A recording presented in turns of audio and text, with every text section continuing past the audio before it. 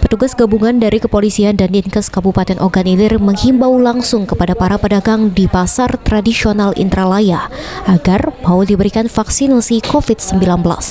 Petugas mendatangi langsung para pedagang yang ada di pasar tradisional dan memberikan pemahaman tentang vaksinasi.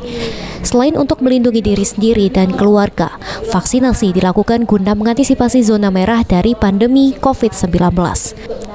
Dinas Kesehatan Kabupaten Ogan Ilir akan terus melakukan vaksinasi secara massal hingga seluruh para pedagang yang ada di pasar tradisional Indralaya mendapatkan vaksinasi.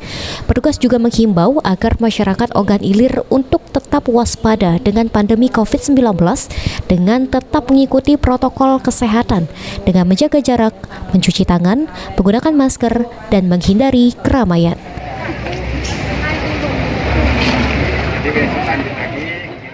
Ahmad Romawi, Pol TV.